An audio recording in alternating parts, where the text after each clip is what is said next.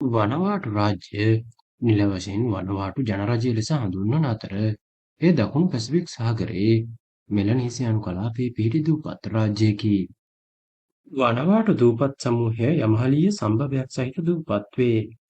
වනවාටු වලට නැගෙනහිරින් ෆීජි, නිරිත දෙසින් ප්‍රංශයට අයත් නව කැලිඩෝනියාව, කිලෝමීටර 1750ක් බටහිරින් ඕස්ට්‍රේලියාව, වයඹ දෙසින් සොලොමන් දූපත් රාජ්‍යය පිහිටයි. වනවාටු දූපත් මුලින්ම ජනාවාස කරන ලද්දේ මෙලනීසියානුවන් විසිනුයි. වනවාටු වලට පැමිණි පළමු යුරෝපීය ජාතිකයා වන්නේ ඉස්පාඤ්ඤ අධිරාජ්‍ය වෙනුවෙන් කටයුතු කළ පෘතුගීසි නාවිකයෙකු වන පෙඩ්‍රෝ ෆර්නෑන්ඩස් ද පෙරෙස් වේ. වර්ෂ 1606 දී වර්තමාන වනවාටු වලට අයත් විශාලතම දූපත වන එස්පිරිටු සැන්ටෝ වෙත ගොඩ බසින ලදී. කොයරෝස් එම දූපත් ඉස්පාඤ්ඤ නැගෙනහිර ඉන්දීය කොදෙව් වල කොටසක් ලෙස ඉස්පාඤ්ඤයට අයත් බව ප්‍රකාශ කරන ලදී. එම දූපත් ඔහු විසින් ඔස්ට්‍රේලියා දෙල් එස්පිරිතු සැන්ටෝ ලෙස නම් කරන ලදී.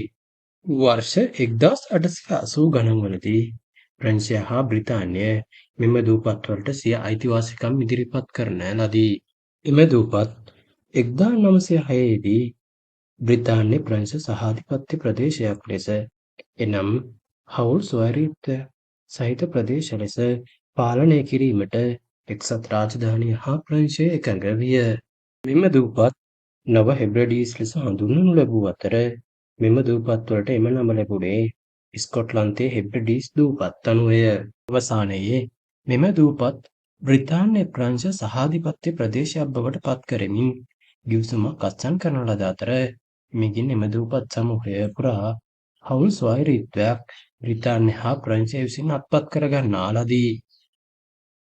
ඒ අනුව දූපත් සමූහය තුළ බ්‍රිතාන්‍ය හා ප්‍රංශ යන සමාන්තර පරිපාලන පද්ධති දෙකක් ක්‍රියාත්මක වූ අතර සමාන්තරව ඉංග්‍රීසි හා ප්‍රංශ නීතිද ක්‍රියාත්මක විය.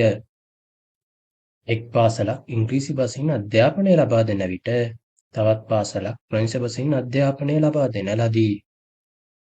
1970 ගණන් වලදී වනවාටු තුළ නිදහස් ව්‍යාපාරයක් ආරම්භ වූ අතර 1980 දී වනවාටුව එක්සත් රාජධානියෙන් හා ප්‍රංශයෙන් නිදහස ලබා ගන්නා ලදී. නිදහස ලැබීමෙන් පසු එක්සත් ජාතීන්ගේ සංවිධානය, පොදු රාජ්‍ය මණ්ඩලීය සංවිධානය, ජාත්‍යන්තර ෆ්‍රැන්කෝෆෝනි සංවිධානය සහ පැසිෆික් දූපත් සංසදයේ සමාජිකයෙකු බවට පත්විය. 2024 දෙසැම්බර් 17 වන දින වනවාටු අගනුවර වන පෝර්ට් විලා පිහිටා ඇති ඉෆාටා දූපතේ ඒකක 7.3ක ප්‍රබල භූකම්පනයක් සිදුවිය.